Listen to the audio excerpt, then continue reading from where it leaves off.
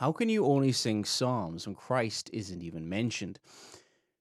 Singing the psalms can be a new experience for many Christians who have never had the chance or come across singing of the psalms.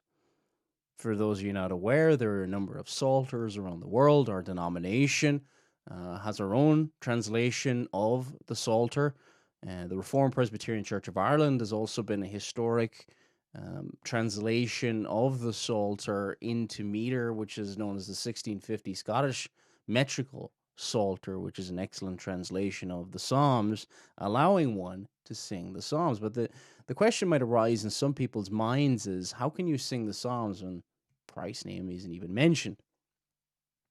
We all know that the norm is for worship, which allows a certain freedom in writing songs and playing them in church. And it seems strange when people will claim that the Bible commands, those who believe in the regulative principle of worship, that the Bible commands that only the Psalms are to be sung. And it feels kind of, well, restricted to say you're only allowed to sing the Psalms. And for some, it can feel like perhaps even Christ is removed from worship itself. But is this really true? I want us to think about this for a second. If the Psalms don't mention Christ, then there is something wrong. We are to worship Christ. We're to worship through Christ, worshiping God and with Christ, in union with Him. Okay? So the Psalms should be about Christ. So if they don't mention Christ, so something is wrong and something is defective in our worship. We are to worship Him. So where is Christ mentioned? We're just going to look at two examples, and there's many more you could look at. Psalm 24, who may ascend into the hill of the Lord, or who may stand in his holy place? This is in verses 3 and 4. He who has clean hands and a pure heart, who has not lifted up his soul to an idol, nor sworn deceitfully. Who is this person in Psalm 24 who can ascend into the hill of the Lord? Do you? Or do I have clean hands? All have sinned and fall short of the glory of God.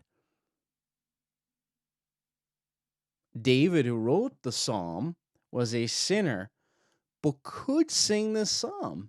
Why? Because he had Christ's righteousness imputed to his account. Think about this. David could sing, who may ascend, who has clean hands and a pure heart, who may go into the hill of the Lord. He could sing the psalm because he was in union with Christ and he had Christ's righteousness imputed to his account. Ultimately, it is speaking about Christ. Who is that person with clean hands? This King of Kings and Lord of Lords spoken about in Psalm 24. Of course, it is speaking about Jesus Christ. Clearly, Psalm 24 speaks of Christ. Another example, Psalm 110, the Lord said to my Lord, sit at my right hand, till I make your enemies your footstool. Psalm 110, verse 1. From the context of the psalm, this is clearly mentioning Christ. This is clearly speaking about Christ. This is clearly describing Christ. Who is Lord? You can't believe. If you don't believe what I'm saying, take what our Savior himself says. This is from Matthew 22, verses 41 to 44. While the Pharisees were gathering together, Jesus asked them, saying, what do you think about Christ? Whose son is he? Then they said to him, the son of David. He said to them, how then does David in the Spirit call him Lord, saying, the Lord said to my Lord, sit at my right hand till I make your enemies your footstool. So clearly in this, in Matthew 22, verses 41 to 44, Christ quotes this psalm, Psalm 110. And clearly it is mentioning and referring to Christ. Not only do the Psalms mention Christ, and we could look at many other examples. See, sometimes we want the name Christ there, which is Christos in Greek, or Messiah, Mashiach in the Old Testament. But there's other ways that Christ can be mentioned. Not only is Christ mentioned, they are about Christ, describing Christ, the struggles and experiences of Christ. I don't think it would be possible to write anything else that was so focused, that is so focused upon Christ, whether it's Psalm 1, which deals ultimately it's about the moral character of Christ himself, but also about those who are Christ-like. Psalm 2 clearly refers to Christ. Psalm 22, the sufferings of Christ. My God, why hast thou forsaken me? Do the Psalms not mention Christ all the way through? Question is, do we see them?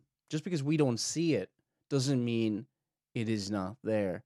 There's nothing more special, sweet, than singing these psalms that relate so closely to our own experiences as Christians.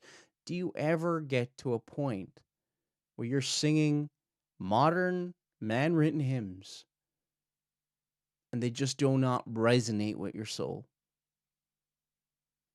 There's many other arguments that can be made about this, but the Psalms focus on who he is, what he has done for sinners like you and me.